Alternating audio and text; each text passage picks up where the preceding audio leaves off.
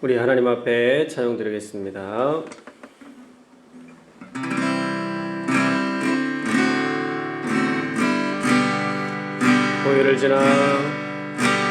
보혈을 지나 하나님 품으로 보혈을 지나 아버지 품으로 보혈을 지나 하나님 품으로 한 걸음씩 나가네. 보혈을 지나 하나님 품으로 보혈을 지나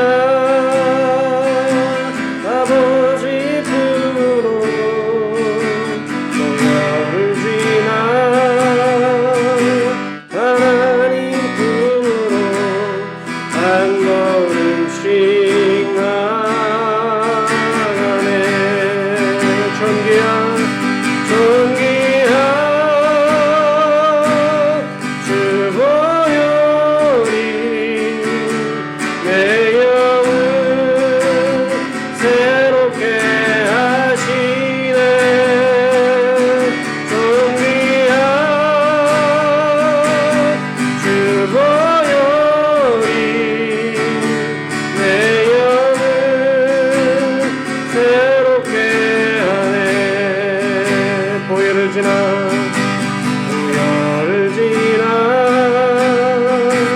하나님 품으로 보혈을 지나 아버지 품으로 보혈을 지나 하나님 품으로 한 걸음씩 나가네. 존귀한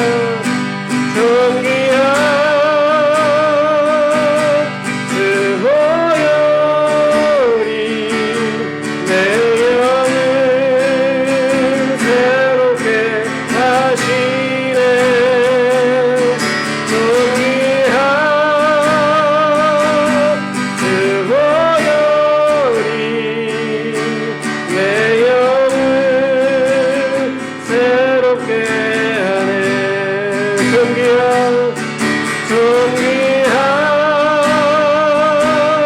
주 보혈이 내 영을 새롭게 하시네. 존귀한 주 보혈이 내 영을 새롭게 하네. 보혈을 지나 하나님 품으로 보혈을 지나 아버지 품으로 보혈을 지나 하나님 품으로 한 걸음씩 나가네. 보혈을 지나 하나님 품으로 보혈을 지나 아버지 품으로 보혈을 지나 하나님 품으로 한 걸음씩 나가네.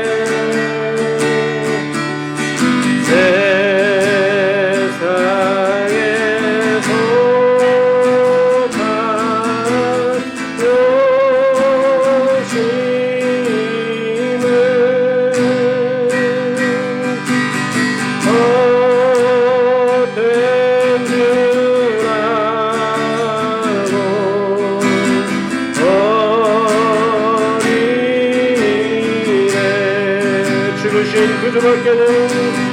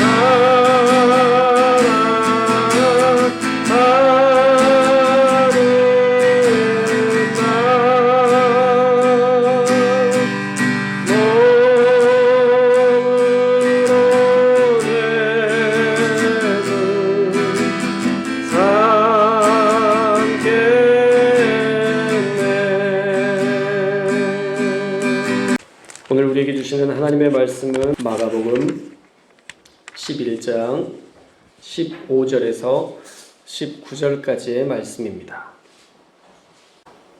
저와 여러분이 한 절씩 교독하겠습니다. 그들이 예루살렘에 들어가니라. 예수께서 성전에 들어가사 성전 안에서 매매하는 자들을 내쫓으시며 돈 바꾸는 자들의 상과 비둘기 파는 자들의 의자를 둘러 엎으시며 아무나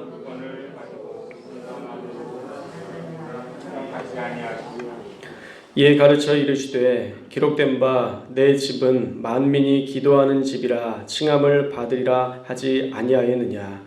너희는 강도의 소굴을 만들었도다 하시매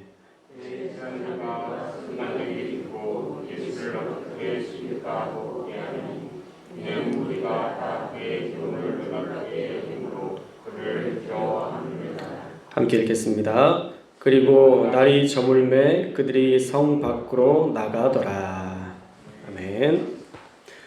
오늘은 성결의 날이라는 제목의 말씀을 나누려고 합니다.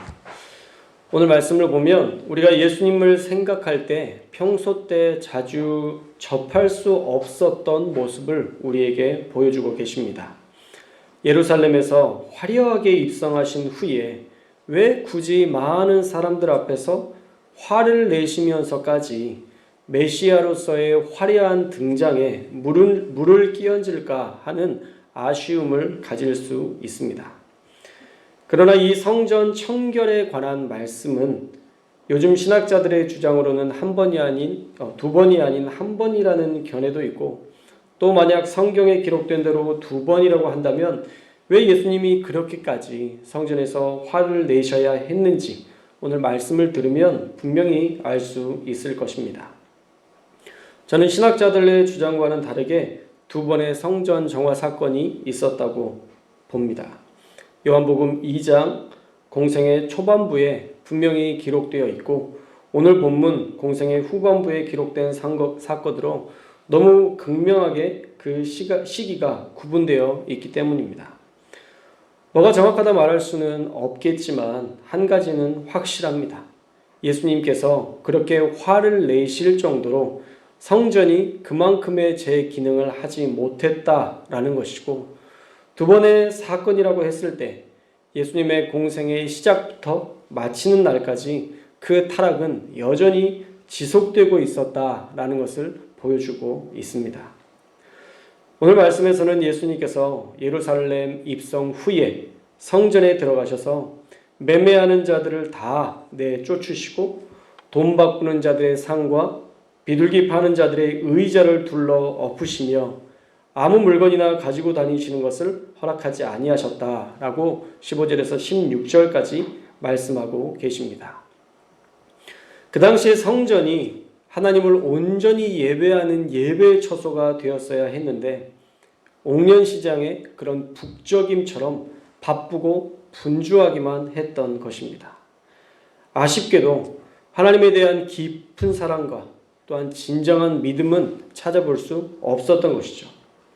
성전 안에서의 상권과 이익에 목숨 거는 사람들의 모습 때문에 예수님은 아주 단호한 모습으로 지금 호통치고 계십니다. 오늘 말씀에 나오는 헤롯 성전은 이스라엘의 역사 속에 등장하는 세 개의 성전 중에 마지막 성전입니다. 처음에 지었던 성전은 솔로몬이 지었던 솔로몬 성전입니다. 둘째로는 바벨론 포로에서 돌아와 이스라엘 백성들이 스룹바벨을 중심으로 지었던 스룹바벨 성전입니다. 그리고 마지막으로 헤롯 대왕이 자기의 업적을 기리기 위해 지은 이 헤롯 성전입니다. 사실 성전을 지을 때 그 의미부터가 다르죠. 솔로몬은 다윗의 그 믿음을 유업으로 이어서 짓게 되었던 것이고 스룹바벨은 포로 생활의 처참한 삶을 겪은 이후에 하나님을 믿는 믿음으로 다시 회복하려는 믿음의 고백을 통해서 성전을 세우게 됐습니다. 그러나 헤롯 성전은 조금 다릅니다. 자기의 업적과 영광을 기리기 위한 수단으로 지어진 것이기 때문에 사실 외관적으로는 가장 화려하고 감히 범접할 수 없는 아름다움을 지녔고 또 그동안 지은 성전의 약 2배나 몸집은 커졌지만 그 중심은 썩었고 타락했다라는 것이죠. 6월절이 다가오니까 많은 사람들이 그 절기를 지키려고 이 헤롯 성전에 모이기 시작합니다. 그런데 예수님께서 매매하는 것을 금지하셨습니다. 매매는 사는 것과 파는 것 모든 것을 금지했다라는 말씀입니다. 특별히 여기에서는 양과 소, 제사에 쓸 제물을 팔았던 것에 대해서 예수님께서 금지하셨다라는 것입니다. 왜 제사 제물을 파는데 그것을 문제 삼으셨을까 생각할 수 있지만 이 안에 부정과 이권이 가득 개입되어 있었습니다. 사실 양과 소, 하나님 앞에 가장 흠없는 것을 드려야 된다는 것을 알기 때문에 사람들이 각자의 집에서 흠없는 소와 흠없는 양들을 가지고 그 먼 길을 떠나서 하나님의 성전에 도착했습니다. 그리고 나서 이 성전의 제물에 합당한지를 판단하는 사람이 있었겠죠. 그 관리자가 이 양과 소로는 하나님 앞에 제사 드릴 수 없다. 이것은 온전하지 못하다. 그렇게 부적격 판정을 내립니다. 그러면 그 힘들게 가져온 소를 다시 가져가기 어려우니까 가까운 곳에 양과 소를 가축소에 팔아버립니다. 그런데 그 흠이 있다고 판정된 양과 소를 다시 헐값에 성전 제사 관리자가 사들여서 다른 사람들에게 다시 제사용 가축으로 되팔았던 것이죠. 그들이 처음 가져왔을 때는 부적합했지만 다시 그것을 되팔아서 왔을 때는 적합한 제물로 바뀌었다라는 것입니다. 그만큼 양과 소를 되팔았던 이곳이 매매했던 이곳이 부정과 비리의 온상이 되었던 것입니다. 그러니 하나님이 기뻐하시는 제사가 될 수 없었던 것이죠. 사는 자들 역시도 처음에는 거룩한 제물들을 가지고 왔지만 나중에는 계속 부적격 판정받고 또 들고 오고 뭐 가져오는 게 얼마나 힘들겠어요. 그러니까 나중에는 귀찮으니까 그냥 사자. 그냥 편안한 마음으로 와서 그 제물을 사서 하나님 앞에 제사드렸던 사는 자나 파는 자나 모두가 그 중심을 그 제사를 통해서 그가 회복되고 하나님께 더 가까이 나아가야 된다는 그 중심을 잃어가고 있었던 것입니다. 그리고 돈 바꾸는 자들의 상을 엎으셨는데 성전 안에서는 티리쉬라는 성전 화폐를 사용해야 했습니다. 그래서 이 환전업자들은 일정의 환전 수수료를 받았다라고 빌러백이라는 신학자는 주장합니다. 그러니까 그 자리 역시도 이 환전업 역시도 독점하기 위해서 비리가 난무했고 뇌물과 다양한 이권이 개입할 수밖에 없었던 것이죠. 그래서 이 역시도 부정과 부패가 연루되었기에 예수님의 책망을 피할 수 없었습니다. 그리고 비둘기 파는 자의 의자를 엎으셨습니다. 마태복음에 나병 환자를 고치신 후에 그에게 제사장에게 몸을 보이고 모세가 명한 예물을 드려라 라고 이야기하는데 그 예물이 바로 정결한 새 비둘기입니다. 레위기 말씀에 나오죠. 하나님 앞에서 고침받은 자가 드리는 예물, 또 가난한 자가 그 형편이 되지 않으면 소나 양이 아닌 비둘기로 드릴 수 있는 또 다른 예물을 그곳에서 드릴 수 있었다는 것이죠. 하나님은 소나 양, 어떤 몸집이 크고 또 조금 더 좋은 그런 제물을 하나님께서 즐겨 하시기보다 사실은 비둘기라 할지라도 온 마음으로 드리는, 전심으로 드리는 그런 예물을 하나님은 기뻐하셨습니다. 그래서 소, 양, 비둘기 그것도 안 되면 가루로 된 그런 것으로라도 하나님 앞에 제사를 드릴 수 있었습니다. 하나님은 소나 양을 즐기시는 분이 아니라 사람의 죄를 회개하고 하나님을 의지하는 그 마음을 기뻐하셨던 것입니다.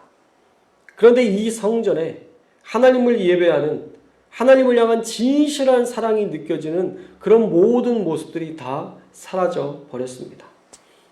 비둘기 파는 자의 의자도 엎으심으로 상징적으로 그들의 제사, 하나님 앞에 정말 제일 작은 것으로 만들어 놓은 그 사랑의 모습까지도 진실한 사랑으로 받아들이지 못하고 그들은 습관적으로 예배하는 모습들을 보여주심으로 하나님 예수님은 거룩한 분노를 보여주실 수밖에 없었습니다.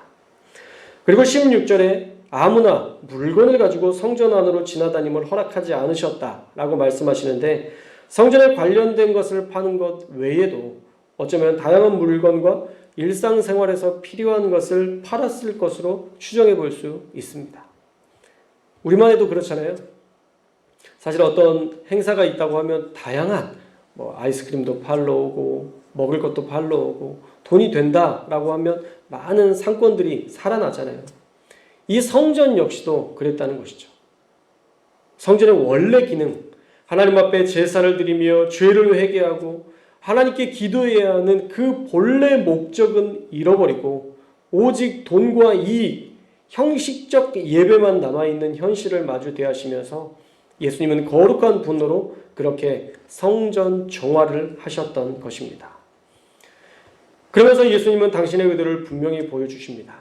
우리 17절의 말씀 함께 읽겠습니다. 17절의 말씀 시작. 이에 가르쳐 이르시되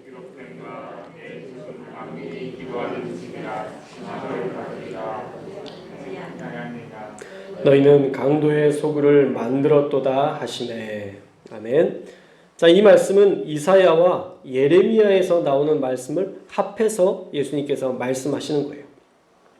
이스라엘의 몰락을 선포했던 선지자들의 외침에서 이사야는 내 집은 만민이 기도하는 집이라 일컬음이 될 것이라 라고 선포했고 예레미야는 성전을 도둑의 소굴로 만들지 말라라고 선포했습니다. 지금 이스라엘 백성들은 이미 그 어마어마한 바벨론의 포로 생활을 겪었고 무엇이 문제인지 선지자를 통해 말씀으로 알려주셨음에도 불구하고 다시 하나님 없는 예배자로 그들은 전락하고 말았던 것입니다. 그런데 더욱이 무서운 것은 예수님께서 그들에게 성경에 기록된 말씀으로 깨닫게 하시려고 선포하신 그때에도 가장 깨어 있어야 할 사람들이 대제사장과 서기관들이 예수를 어떻게 죽일까 연구하고 혈안이 되어 있었다라는 것입니다. 말씀을 들었음에도 불구하고 회개할 생각도 없고 잘못도 못 느끼는 그들. 정말 성전된 그들이 회개하고 돌이켜야 했는데 그들은 여전히 예수님을 죽이려는 일에만 혈안이 되어 예수님을 영접하지 못했습니다. 오늘 고난주간 특별 새벽기도회 첫날에 우리에게 주시는 하나님의 분명한 음성은 무엇일까요? 그것은 바로 거룩한 예배가 회복되어야 하고 교회의 기도력이 회복되어야 한다라는 것입니다. 교회가 깨어있지 않으면 장사하다가 끝납니다. 화려한 교회 건축해놓고 그것 자랑하다가 끝납니다. 속빈 강정처럼 자신의 화려함을 자랑하지만 결국에는 하나님께 조목조목 책망받는 교회로 우리가 전락할 수도 있다는 것입니다. 그래서 우리가 깨어 있어야 되는 거예요. 하나님의 말씀을 진리로 받아들이고 우리는 매일 우리의 잘못된 길에서 돌이킬 수 있어야 됩니다. 그래야 하나님의 능력이 임하고 하나님의 역사를 볼 수 있는 거예요. 대제사장과 서기관들처럼 말씀을 대적하고 예수님을 죽이려는 사람과 다투는 일에 혈안이 되어 싸우려는 그러한 논쟁하는 모습으로는 결코 하나님이 원하시는 일을 이룰 수도 없고 이 땅의 교회 역시도 교회다움을 유지할 수 없다라는 것입니다. 그러므로 오늘 우리 교회가 이 땅의 교회의 성결 가운데에 그 첫 시작점이 될 수 있기를 주님의 이름으로 축원합니다. 성전의 기능은 뭐예요? 우리 교회가 해야 될 일은 무엇입니까? 교회는 믿음이 회복되어야 합니다. 날마다 믿음이 회복되는 역사들이 일어나야 합니다. 개인적으로도 그래야 되지만 공동체가 그렇게 일어날 수 있도록 우리가 협력하고 돕고 사랑함으로 믿음이 자라가는 곳이 되어야 합니다. 또한 사랑으로 위로하는 곳이 되어야 합니다. 어디에서 위로받겠어요? 어디서 이 지친 마음들을 위로받을 수 있겠어요? 물론 하나님과 우리가 1대1로 위로받을 수 있지만 그 정도의 깊이에 도달하지 못한 그리스도인들에게는 사실 사람의 위로가 필요해요. 우리 공동체가 하나님의 사랑을 입은 자답게 우리가 사랑하고 위로하는 교회가 되어야 교회로서의 모습을 우리가 회복할 수 있다라는 것입니다. 또 죄를 회개할 수 있는 곳이 되어야 합니다. 한국교회에 회개가 사라진 이후로부터 교회에 자아가 살아나기 시작했고 다툼이 일어나기 시작했고 고소고발이 나타나기 시작했습니다. 내부적 문제가 있고 외부적인 문제가 있는데 그리스도인들은 내부적인 곳에서 문제를 찾아내야 돼요. 매일마다 저 사람 때문에 안 돼. 저 사람 때문에 우리가 이렇게 어려워 라고 말하기보다 내가 더 낮아졌어야 했는데 내가 더 죽어졌어야 했는데 내가 더 그 사람을 품었어야 했는데 라고 매일마다 내 안에 있는 잘못된 것들을 발견하고 회개하고 그렇게 하나님 앞에 기도하는 것이 만민이 기도하는 그러한 하나님의 교회다움을 회복한 교회 아니겠습니까? 우리 교회가 이 교회다움을 회복할 수 있기를 주님의 이름으로 축원합니다. 그 무엇보다 기도가 살아나야 돼요. 만민이 기도하는 집이 되어야 됩니다. 우리가 4월부터는 우리 중보기도팀이 다시 한번 처음 아직 시작하지 않았지만 4월부터는 우리가 정말 중보기도팀이 활동을 시작했으면 좋겠어요. 다른 무엇보다 기도가 살아나야 됩니다. 우리 교회를 보면 역사가 나타나려고 하는데 기도가 없으니까 다시 꺼지는 그런 느낌이 좀 들어요. 기도가 살아야 교회가 살아날 줄 믿습니다. 우리 새벽 예배자들도 다시 좀 다 돌아왔으면 좋겠어요. 함께 예배했던, 함께 열심히 기도했던 그 새벽 예배자들이 하나씩 돌아왔으면 좋겠고, 또 새벽 예배자들이 한 명씩 결단하여서 다시 이 자리를 지키면서 하나님이 기도하는 자에게 얼마나 큰 은혜와 또 쉬운 길을 열어주시고 또 우리 가운데 위대한 일들을 꿈꾸게 하시는지 우리가 느낄 수 있었으면 좋겠습니다. 사랑하는 여러분, 우리 교회가 기도로 성결해 줄 수 있기를 주님의 이름으로 축원합니다. 우리가 기도하면 죄를 뛰어넘을 힘과 이권에 목매이지 않을 순전함을 우리에게 주십니다. 그러나 기도하지 않으면 우리의 타락을 인식하지 못한 채 서서히 무너지게 됩니다. 우리 교회는 정말 잘하고 있습니다. 그냥 하는 말이 아니라 여러분들 각자의 자리에서 정말 최선을 다해서 살고 있다는 것 제가 잘 알고 있고요. 그 무엇보다 우리 하나님이 다 알고 계십니다.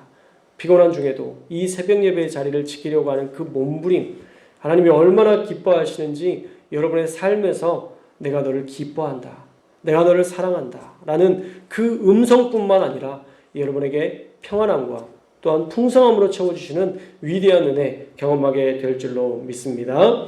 우리 교회가 좋은 교회를 넘어서 더 위대한 교회가 되었으면 좋겠어요. 우리가 하나님이 원하시는 위대한 사명을 감당하는 교회 되었으면 좋겠습니다.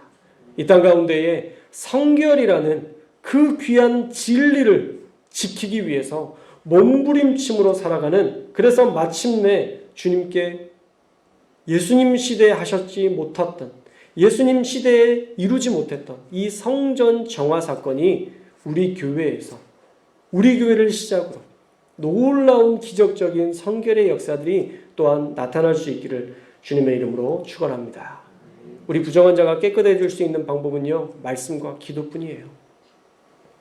디모데전서 4장 5절 말씀에 보면 하나님의 말씀과 기도로 거룩하여짐이라 말씀하고 있습니다. 한국교회가 깨끗해질 수 있는 길도 하나님의 말씀과 하나님 앞에 엎드리는 기도로 말미암아 거룩하게 되어질 줄 믿습니다. 이 고난주간에 더욱 말씀을 듣고 또 묵상하는 일에 힘쓰고 기도에 힘쓰므로 성전된 우리가 깨끗해지고 우리 교회가 거룩해지는 역사가 충만한 저와 여러분의 삶에 그런 역사들이 나타나시기를 주님의 이름으로 축원합니다. 이제는 우리 주 예수 그리스도의 은혜와 하나님 아버지의 무한하신 사랑과 성령의 교통하심이 오늘 말씀을 듣고 우리도 말씀과 기도로 거룩하여지기를 소망하고 성전된 우리가 성결을 이루기로 다짐하고 결단하는 우리 사랑하는 모든 성도들 머리머리 위에 이제부터 영원토록 주의 영이 함께 하시기를 간절히 축원하옵나이다.